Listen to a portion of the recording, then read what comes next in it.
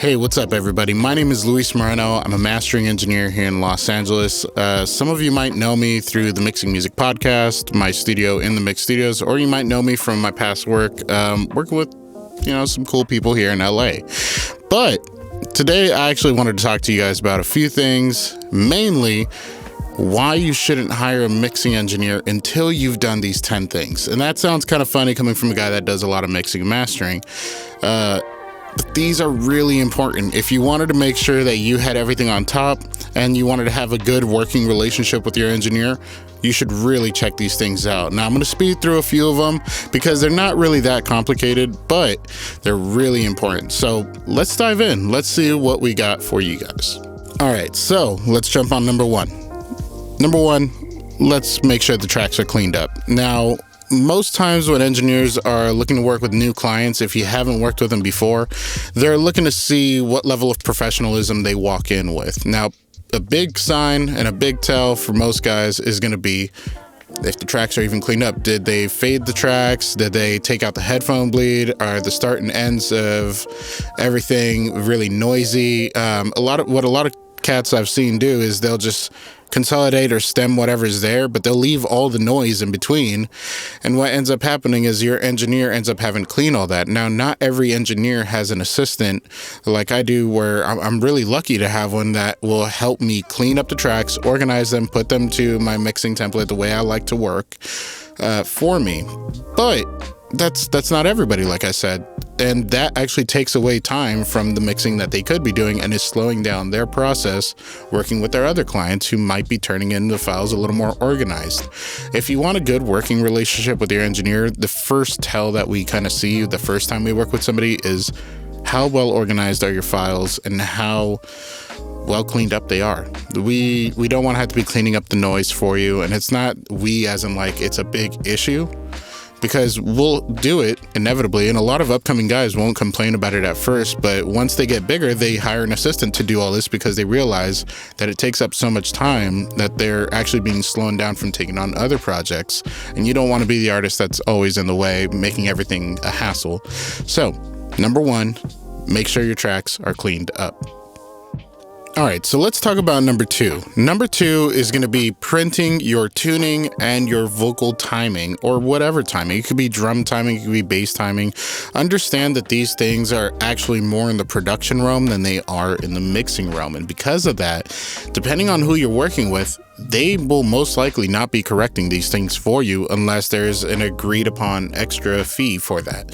Some people will actually charge a per track fee for doing like Melodyne per track. Some people can just slap autotune on it for you, but the hard part about autotune is unless you perform with it on the way in, it may actually completely alter your performance altogether, and it may not sound like what you thought it would. It's something that you kind of have to hear in real time and know how to use properly. And because of this, if you send out your tracks with the plugin still just waiting to be used on it, or let's say that you recorded with Autotune EFX and your mixing engineer only has Autotune Pro, and you said, oh, just slap it on the same settings, it will actually not perform the same. So because of this, it's actually better for you to print the Autotune on the way in per track, or just render the autotune when it comes time to send it out to the mixing engineer. That way you actually get consistent vocals. And like I said, another part of this is timing. When it comes to timing on tracks, let's say that the bass player and the drummer are a little off time with each other and you're looking for your mixing engineer to correct that for you. That takes a long time, and so they're going to charge you an extra fee most likely to fix that for you. Same thing with vocal performance. There are things like vocal line that can make the job easier, but it still takes time in identifying and getting it to dial in just right so that it doesn't sound too robotic or that it doesn't improperly warp things out of place. These are things you typically want to get done in advance. So once again, render your pitch and correct your timing before sending out the tracks. So now let's go to number three.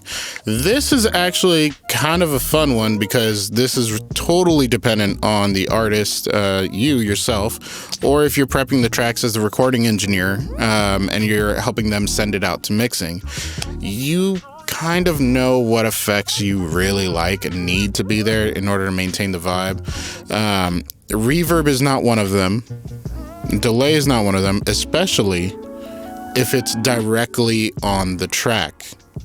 Now, a big issue is that when people send out records to get mixed, if you have the reverb and the delay printed directly on the audio track, the moment an engineer reaches for, let's say, a compressor, it's going to exaggerate the reverb and exaggerate the delays, and it's not actually going to be beneficial. There's no way for the engineer to be able to bring out the clarity of the vocal, just dryness, I guess you could say, if you want the vocal to sound a little more forward in front of the effects.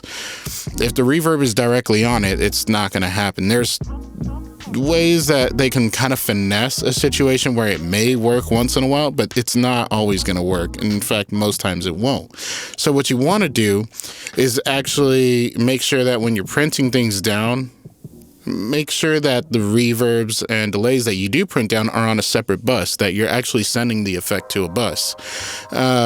This way you can actually provide your desired echoes, your repeats. Let's say that you're actually trying to do like a delay throw, and that a delay throw, an example being, every time I say I want it to repeat in a ping pong 3 times left and right.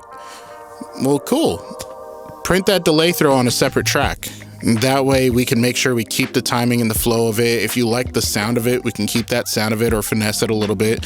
Maybe we can, since we can now hear it clearly, we can replicate it maybe with some better plugin. It doesn't really matter. Just those are one of those things you want to do. If you have a certain telephone effect that you really like on an ad lib in this one specific part of the song and you want to keep that tone, print it down on that tone. That's okay. You know, usually what we're going to ask for you to do is provide us dry stems or wet stems.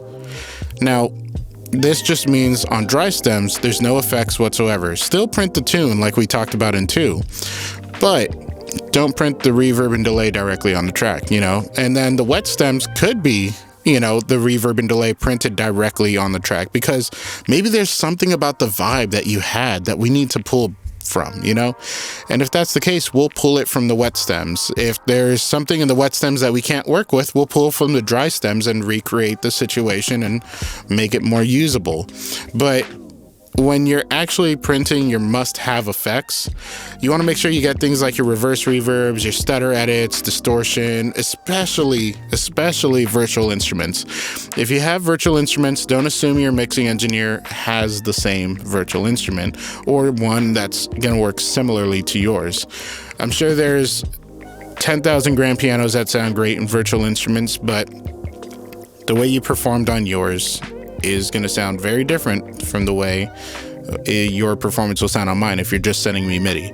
So once again, just make sure you print and render your must-have effects, and just make sure that when you do it, you have dry and wet folders for that. Now, here's the godfather of them all. It's not our last one, but oh man, does this one matter, especially when it comes to efficiency and maintaining a good working relationship.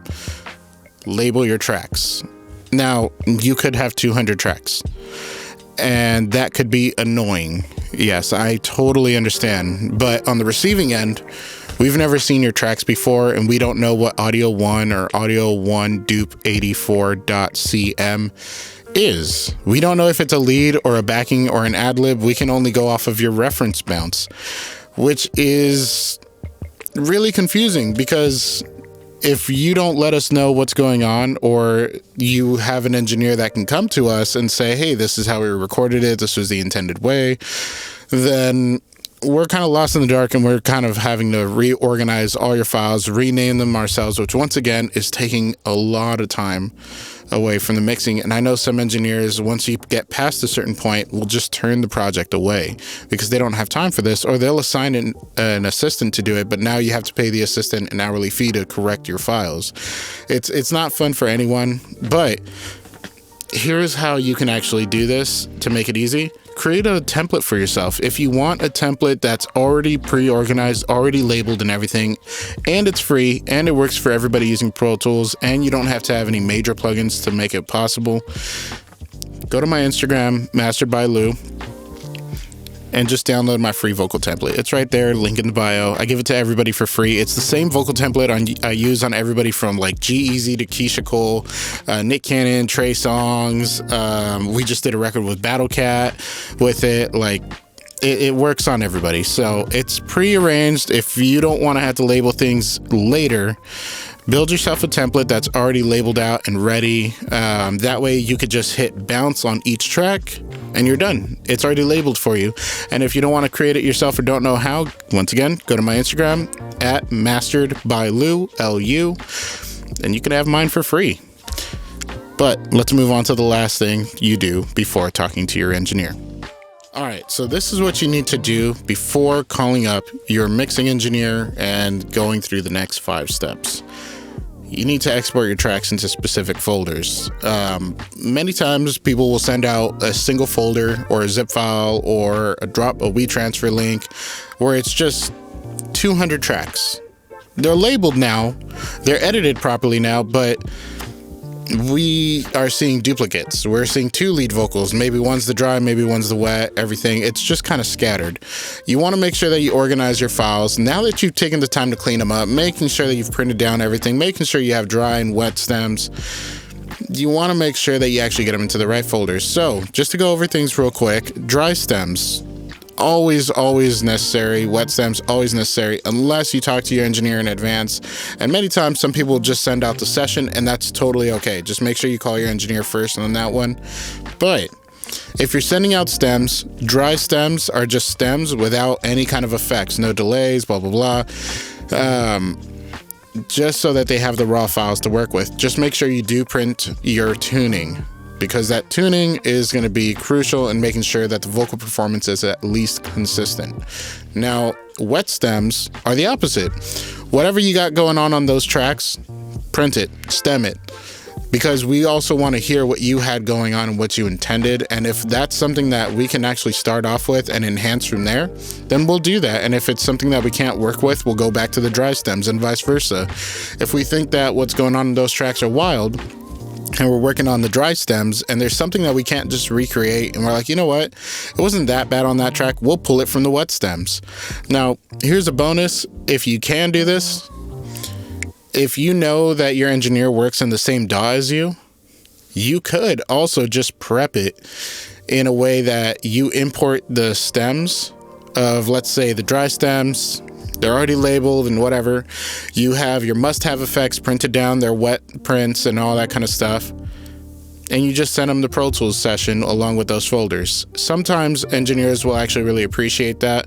It's not always the case, especially if you're not working in the same DAW. If you're an FL Studio guy and your mixing engineer is working in Pro Tools or Cubase or Studio One, it's obviously not going to be possible. But this is why having the files organized in proper folders will go a long way. But now that we've got everything ready to talk to the mixing engineer, let's see what the next 5 are. Okay, so we've now moved on from what we do before we talk to the mixing engineer. So of the next 5 things, what's the first?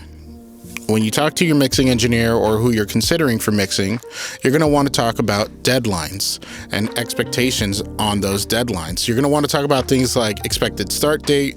If they've got projects in front of them, like when will they be likely to start it?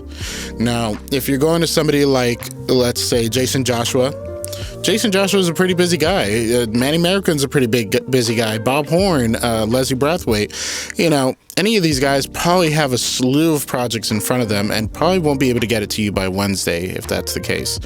But if you have a certain deadline, let's say that you're not planning on releasing for 2 months, you might be able to get your project in front of them. They might actually say, you know what, I'm still too busy for that, but I have an assistant who can get that done for you within that timeline. Whatever it is, you just want to communicate your deadline. Now, that's as far as start dates. Now, let's say that they can start on it next week. When are you expecting to have your V1 of the mix? So that way you guys can go back and forth on revisions if there is any revisions needed. Some people get lucky and the first try was the best try. And there's also cases where Michael Jackson had these guys mix one of his songs, like, I forget. I know it was about like 30, 40 times, maybe even more, only to go back to like one of the early revisions and say that was the best one. And that's cool. Most cats don't really have a million revision requests, but you definitely want to make sure there's enough time for those revisions to be knocked out. So that brings it to the last part, which is delivery date. When is the track expected to be finished with revisions and everything included? This is very different from when you get your V1, because your V1 might be the final one. You might have gotten lucky, like I said, but let's say that there's 3-4 rounds of revisions. Okay, not a problem. What's their current workload for that? Is this something that's possible to be completed in 3 weeks? If you have to release in 2 months, can it be done within a month and a half? So you at least have 2 weeks to upload the files and everything, and make sure you give yourself buffer in case it delays even longer. You want to make sure you communicate all these things, because it's very important that you don't delay yourself if you're marketing a specific release. If you tell all your fans, hey, August 1st, I'm releasing a new song, and it doesn't come out till August 7th, they're not going to want to pre-save and follow you more consistently, because you're already behind schedule on your own things, and it might have been because, deadlines weren't communicated. So just make sure you let your engineers know what your deadlines and your needs are. Make sure to give yourself a buffer and just keep that in the loop of communication. Okay, so now that we've got the other info taken care of, one thing you're not going to be able to avoid is the financial aspect of the conversation. Now, if you wanted to actually work with somebody and they potentially are of a higher tier, there's going to be some kind of financial exchange. Sometimes it could be literal cash money. It could be payments over electronic payments like Venmo, Cash App, whatever their payment options are. Some people will do bank wire. Some people will even do gear trades. They'll do barters. But with that said, once again, if you wanted to actually work with somebody, they're going to ask you, okay, well, what's your budget on the project? Now, it's really important to ask a few questions like, what is your cost per song? Do you have bulk rates? What are your payment terms? Do you get paid up front? Do you take half up front, half upon completion? Or do you do everything at the end? Do you accept net terms? And if they do accept net terms, you better be signed to a label, because there's a lot of paperwork behind that, and it's usually really expensive. So unless you're working with a label, don't ask about net terms, just saying. But lastly, if there's ever a situation where you can't afford the engineer, my highest, most respectable suggestion is say, I'm sorry, it just doesn't seem like it's in my budget. Is there somebody you could refer me to that you think would be willing to take on my project at my current budget? Usually they'll refer somebody. Usually there's somebody that's coming up below them that they really like and they trust and they think has a good sound. They just don't really have the platform for things just yet. They'll throw the project their way. You're still going to get a quality referral 9 times out of 10, because the most people are too scared to give a bad referral because it reflects poorly on them. You never know which indie artist is going to blow up, and the last thing you want to be is the person that's known for just, pushing people away. So ask for a referral. It doesn't hurt. So now we're going to go ahead to number 8, which is going to be defining your vision, or providing some references as to the direction you're looking to take the record with your mixing engineer. Now, when a mixing engineer receives a project, it's fresh ears, unless your mixing engineer is also the person that recorded it. But in this case, we're sending tracks out. And if this is the first time they've heard it, you're definitely going to want to send a reference bounce, which you should be including in the folders with your dry and wet stems. You should put a bounce folder just with reference tracks in there, which the reference tracks are not supposed to be necessarily like, I want kicks this loud. It should be, I like how the kick hits. I like the way it feels in comparison to the bass. I like how the vocals are a little bit more sunken in this one and they're kind of darker. Like, try to speak about the elements that you actually like to your engineer.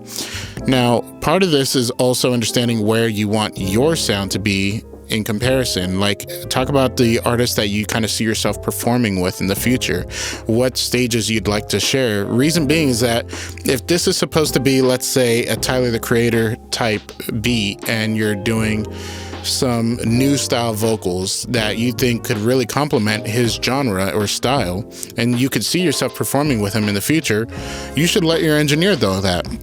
Reason being is that they will probably try to push the mix in a direction that it will hit as similarly as hard. They might try to go with a similar style top end on the vocals or hi-hats. They might try to go with a certain amount of sub information because Tyler has it in his music like this. But it's not about like how loud or how much of a frequency there is. It's also the vibe. We want to know what vibe you're looking for. So communicate your vision, what it is you're looking for the end goal to sound like.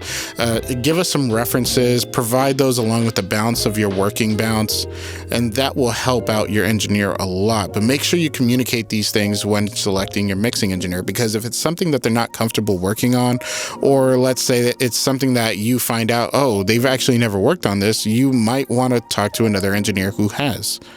But for now, just try to have that conversation, see how you get the vibe from them, see if it's something that seems like they understand. And if they do, you can now move with a little more confidence in moving in their direction. So let's move on to number 9. Now, on this one, you're definitely going to want to talk about this, especially if you're taking your career seriously. Now, this is deliverables. Deliverables are basically the extra versions of the track that you're going to need in the event that you go for placements, that you go perform. So some of these things could range from like an acapella, an instrumental, a performance version. You could say that you have a clean version for radio and you have the master version. These 5 typical ones are kind of there. You might even want the stems. Let's say that you do a TV placement and the TV producer says, hey, I'd love to put your song on this TV show. We'd like a version where we can actually have the lead vocal and the backing vocals separated, the drum and bass and the music separated. That way our engineers working on the show can actually mix it to fit a little better on the actual show, so it's not covering up the dialogue as much. Can you provide us those? And if it's a song you worked on 5 years ago and you've lost access to it, the engineer doesn't have the session anymore, at the very least, you want to make sure that you're preemptive to avoid that kind of issue. So once again, talk about deliverables. If this is something that they don't deliver normally in their pricing, see if it's an added fee. And if it is an added fee, ask how much it is and kind of compare from there with other engineers. Typically speaking, with people like myself or DK or others that I know of, if the deliverables aren't too crazy, usually we'll just provide them for free. As a mastering engineer, sometimes I'm asked to do stem mastering, not because I can mix the song better in the master. No, it's because those are the deliverables that are being given to me, so that if the song gets placed on television, they have like master versions of those stems as well. That way it's consistent with the master. So once again, talk about deliverables with your engineer. It will not only help you in the future, but it will actually help you scale your business. You can make more money by having these deliverables. Even if it's on a B track that you never thought would make money, there's people who released songs in the 80s who are making millions off of their songs now because of TV placements. So it's only in your best interest to make sure that you have the files necessary to succeed in your future.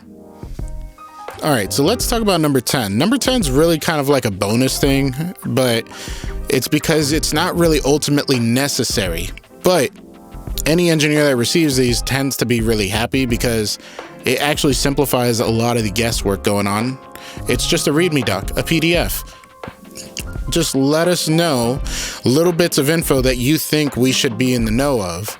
Reason being is that you can get a song that has 30 different sound effects going on, but if one of them is supposed to be on the left and it's supposed to be kind of loud enough but not in the way of the backing vocals or whatever, let us know. Those sounds, we might turn them up a little louder than we thought you needed them, or then a little louder because we thought that's where it could go, only to then have to do a revision because, this little detail wasn't written down. And I'm not saying that if you don't write it down, it's not going to happen.